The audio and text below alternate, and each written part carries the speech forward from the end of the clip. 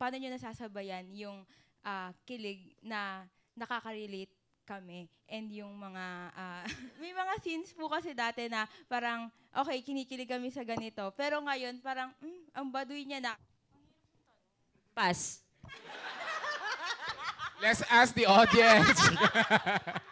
Kasi yung kwento, yung love kasi as a theme, parang ang universal na kasi niyang topic.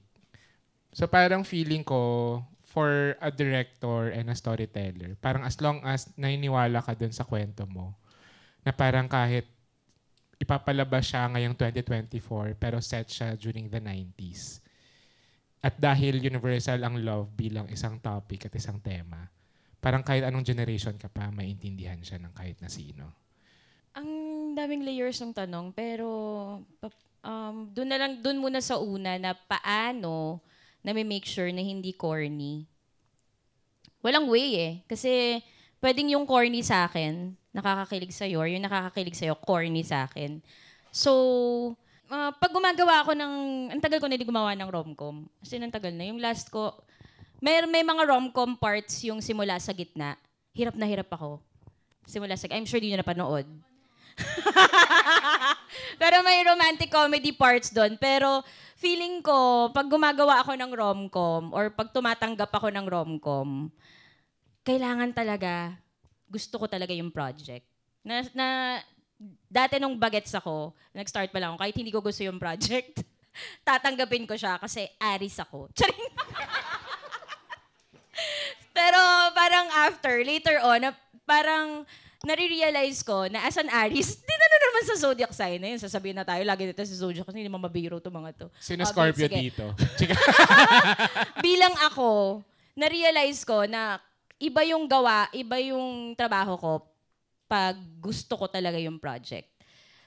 Iba yung trabaho kapag sinabihan ako ng studio na gawin mo to, ganyan-ganyan. So, to answer your question na paano mo nalalaman kung corny or hindi, pag nagdi-direct ka, well, especially pag sa rom-com, ikaw yun eh. Parang, nung ginawa ko yung Never Not Love You, si Nadine, ang pangalan Joanne. Si Joanne, ako si Joanne. At as in, naniniwala talaga ako pag director ka, di ba may tinatawag yung method acting, ganyan. Ako naniniwala ko may method writing. Yung parang habang nagsusulat ka pa lang, ako tong taong to. Kasi pag hindi mo ginagawa gano'n, nagiging pare-pareho magsalita, di ba? Pero yung sa directing din, gano'n, lalo sa rom-com, importante sa akin kapag nagde-direct ako ng rom-com, dapat in love ka dun sa character na lalaki. Hindi yung parang pupunta ka ng set, buto, paano ko didirect to? Dapat pag nandun ka sa eksena, ikaw na director, kinikilig ka sa eksena. At feeling ko nga, dahil nanggagaling kami matagal kaming fans ng rom-com, hindi yun dahil line lang siya na we are the market. Pero kapag alam mo kung ano yung nakakakilig as a fan of rom-com, mas madaling mag-direct. Especially, tsaka kasi kami ni JP, kami yung nagsulat, di ba? Kami rin yung nag-direct. So, pagdating namin sa set, wala eh. Own na namin yung kwento. Na parang, nakakakilig to sa akin, nakakakilig to. Hindi sa akin eh, nakakakilig to para dun sa characters. Na kung hindi kayo kinilig, wala kayo. Parang feeling ko talaga siya dapat. Yung writer tsaka yung director, parang totoo talaga siya dun sa kwento na sinusulat niya, ginagawa niya. Kasi kung para sa amin, kung naging corny siya, hindi na namin siya itutuloy. Pero dahil naniniwala kami dun sa sinulat namin, itutuloy namin siya. Kasi parang kung magiging corny man siya sa iba, di ba, hindi mo naman talaga ma-please lahat din eh. So, except na lang pag wala ng oras, no? Kailangan ng kunan, direct, wala ng araw. Yun na, kahit daanin na lang sa musika. Kaya kumuha kayo ng magaling na editor. Parang ano po yung take niyo sa pag-produce ng romantic film, Filipino films na may controversial topics po? Dapat. Filmmakers, dapat hindi kayo gagawa ng pelikula na parang nagkita lang yung dalawang lalaki, tapos iintay na lang ng audience kung paano sila maghahalikan sa loob, paano sila magkakatuluyan. Bakit? Bakit tayo gagawa ng ganong pelikula na nagawa na yan? Di ba? Nasa panahon na tayo ng 2024. All good love stories have already been told. Pero kayong mga papagawa pa lang ng mga romantic comedies, mas mahirap na sa inyo kasi nagawa na lahat ng mga tropes ng cliche at meron na laging, ay, napanood ko na yan ay, parang ganito yan ganyan. Pero kahit ano pang genre yan, kay horror, di ba, kay drama, kay action, lalo kung documentary. Filmmaker ka kasi meron kang gustong sabihin, meron kang gustong status quo na gustong sirain. Of course, merong mga pelikula na gagawin ka na tingin mo nakakahon ka na parang kailangan ito kumita. Pero hindi ibig sabihin kailangan kumita ay hindi mo na pwedeng malagyan ng statement. Parang kailangan ko siyang pakitain. Bakit? Kasi meron akong gustong sabihin At itong sinabi ko kahit controversial.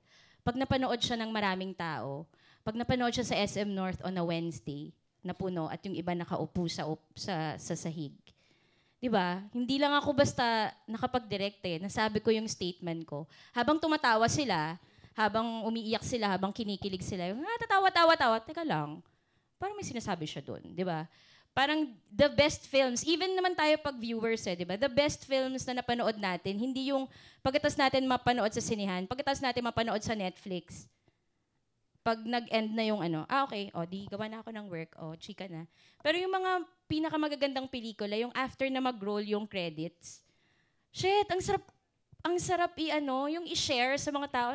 Panood mo to? Anong take mo dito? Ganun yung mga pelikula. Kaya tayo gumagawa ng pelikula kasi gusto natin yung mga pelikula natin, it will outlive us. Yung statement natin, hindi lang siya basta yung credits. Tapos na, congrats na ganda. Congrats direct, 'di ba? Mas as a filmmaker, pero siguro later on na de-develop 'yon na parang sa start very very selfish na gusto ko lang sumikat, gusto ko madaming pera, gusto gumawa ng pelikula ganyan. Pero later on, na-change talaga siya. Mas makikita mo 'yon kapag nabigyan ka ng chance na gumawa ng pelikula.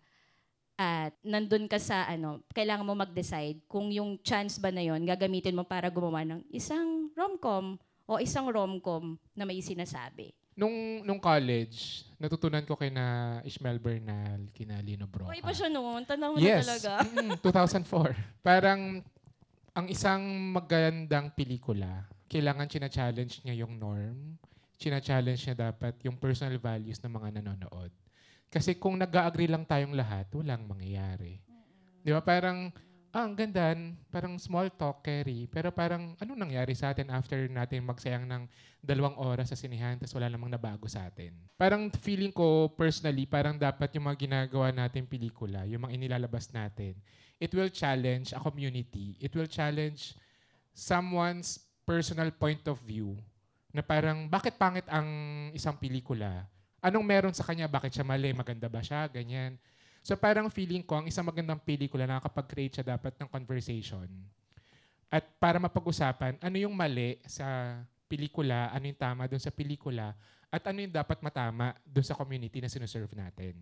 So kahit mapa-romcom man yan, or kung anong genre, kailangan may pangil ang bawat pelikula para meron siyang ma-challenge. Yung mga gumawa ng mga pelikula na LGBT, nag-start din naman yan sa dati, 'di ba? Gagawa ko ng pelikula na may dalawang baklang naghahalikan. At nagawa yun kasi merong isang director na hindi natakot sa controversy na makikreate niya. Kasi kailangan pag-usapan Wala bang bakla sa inyo? Sa community niyo, 'di ba? Yung parang Tsaka yung go. Hindi, parang nung na-research ko nga yung first romantic comedy ay yung 1926 na naging controversial siya kasi nandun, nag-kiss yung 2 characters ng 1926. Oh my God, such Grabe, di ba? Na parang scandal. napaka-disgrasyada, Kimi. Pero parang, di ba? Parang doon pa lang, meron ng binabasag ang isang pelikula na sa paningin ng mga tao, mali siya. Pero normal siya na nangyayari. Sa isang podcast episode namin with Richard Bolisa, yung friend namin film critic, parang na-discuss namin doon na when we watch films, we should aim to watch outside of our experience. Yung parang ako, kunyari, nandidiri ako nandidiri ako sa isang 17 years old na may jowang 30 years old, nandidiri ako. Pero ikaw yon as a viewer. Pero iba yung kwento na to eh. So parang papasok ka doon, hindi as someone na diring-diri, pero as someone na may maturity to understand a story na iba sa akin. At i-judge ko yung pelikula, hindi base sa personal values ko. Yung parang, pero it takes maturity to say that a film is beautiful even if it is against my personal values. Like, for example, kunyari, incest. The film is about incest. Sa totoong buhay, yung mga European films na nagtatakan ng incest, ba't gustong-gusto nyo? Pero pag Filipino films, galit na galit kayo. Kasi parang hindi natin kilala yung mga artista eh. Tapos parang pinapanood lang natin siya. Like parang nag-eavesdrop tayo. Pero ganun, di ba? Kunyari, nandidiri ka sa incest, pero may maturity ka to admire that film. Kasi kwento siya ng iba na kinukwento lang sa'yo. Tapos after mo i-judge, kaysa hindi mo pa nakikita, trailer pa lang, synopsis pa lang, na-judge mo na siya. Kapag ganun kasi, parang ang daming sobrang gagandang pelikula ang hindi ka mapapanood just because you have a certain personal belief na hindi mo kayang i-let go for watching a certain kind of film.